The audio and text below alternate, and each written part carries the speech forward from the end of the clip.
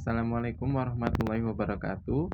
Nama saya Humaydi Mas Aril Arifin dari Sistem Informasi. Kali ini saya akan menerangkan mengenai penerapan sistem pakar di bidang kesehatan. Pertama, domain penerapan kesehatan. Sistem pakar memiliki potensi besar untuk diaplikasikan di bidang kesehatan, membantu dokter, perawat, dan profesional medis lainnya dalam mendiagnosis penyakit, memberikan saran pengobatan, dan meningkatkan kualitas perawatan pasien. Contoh penerapan: diagnosis penyakit. Sistem pakar dapat menganalisis gejala pasien, riwayat tes diagnostis, untuk membantu dokter dalam mendiagnosis penyakit dengan lebih akurat dan efisien. Rekomendasi pengobatan. Berdasarkan diagnosis, sistem pakar dapat merekomendasikan pilihan pengobatan yang tepat, mempertimbangkan faktor-faktor seperti usia, alergi, dan kondisi medis pasien lainnya. Yang ketiga, edukasi pasien. Sistem pakar dapat memberikan edukasi kepada pasien tentang penyakit mereka, pilihan pengobatan yang tersedia, dan cara mengelola kondisi mereka dengan lebih baik. Kelebihan dan kekurangan sistem pakar. Akurasi. Sistem pakar dapat membantu meningkatkan akurasi diagnosis dan keputusan medis dengan menganalisis data secara objektif dan logis. Efisiensi. Sistem pakar dapat menghemat waktu dan tenaga profesional medis dengan mengotomisasi tugas-tugas rutin dan membantu mereka fokus pada kasus yang lebih kompleks. Aksesibilitas.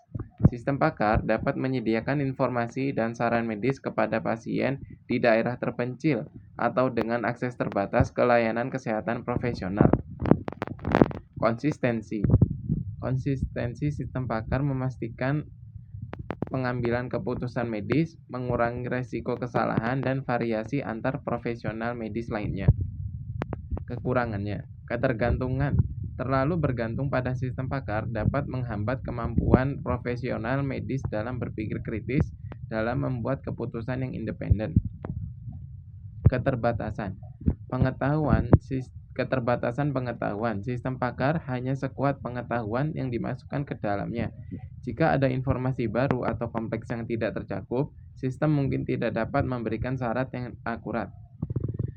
Biaya pengembangan. Mengembangkan dan memelihara sistem pakar membutuhkan investasi waktu dan biaya yang signifikan. Etika. Penggunaan sistem pakar harus mempertimbangkan aspek etika, seperti privasi data pasien dan potensi bias dalam pengambilan keputusan. Langkah-langkah pembuatan sistem pakar. Yang pertama adalah identifikasi masalah. Definisikan masalah yang ingin dipecahkan dengan sistem secara jelas dan spesifik. Yang kedua, akuisisi pengetahuan. Kumpulkan pengetahuan dari pakar di bidang terkait seperti dokter, peneliti, dan profesional medis lainnya. Yang ketiga, representasi pengetahuan.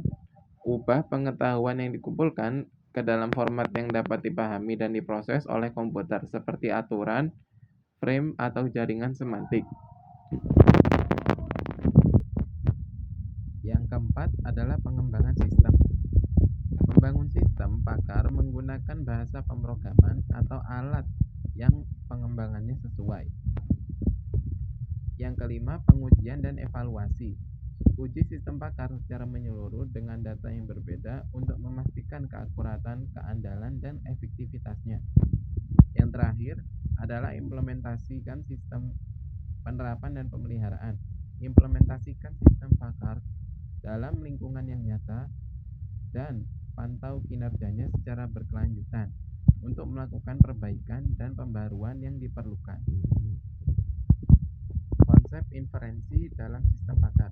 Inferensi adalah proses penalaran yang digunakan oleh sistem pakar untuk menarik kesimpulan baru dari informasi yang ada. Dalam konteks sistem pakar, inferensi dapat dikategorikan menjadi dua jenis utama. Yang pertama yaitu forward chaining, memulai dari fakta yang diketahui dan menggunakan aturan untuk mendedukasi kesimpulan. Backward chaining, memulai dari kesimpulan yang diinginkan dan melacak kembali melalui aturan untuk menemukan fakta yang mendukung kesimpulan tersebut. Pembelajaran dan adaptasi sistem. Berikut beberapa metode yang memungkinkan pembelajaran dan adaptasi pada sistem pakar. Pembelajaran mesin. Sistem pakar dapat dilatih dengan data medis yang terus bertambah untuk meningkatkan akurasi diagnosis dan rekomendasi pengobatan dari waktu ke waktu. Pembelajaran mendalam. Teknik deep learning dapat digunakan untuk menganalisis data medis kompleks seperti gambar medis dan catatan pasien untuk membantu sistem pakar dalam mengenali pola dan membuat keputusan yang lebih baik. Pembaruan pengetahuan sistem. Sistem pakar harus dirancang sedemikian rupa sehingga pengetahuan yang ada dapat dengan mudah diperbaharui dan ditambah dengan informasi medis terbaru. Kesimpulannya, sistem pakar memiliki keterbatasan, berpotensi tingkatkan kualitas layanan kesehatan melalui diagnosis terbantu, saran pengobatan, dan edukasi pasien. Pengembangan yang cermat dan kemampuan belajar lanjutan menjadi kunci untuk sistem pakar yang efektif dan terus berkembang. Sekian dari saya. Wassalamualaikum warahmatullahi wabarakatuh.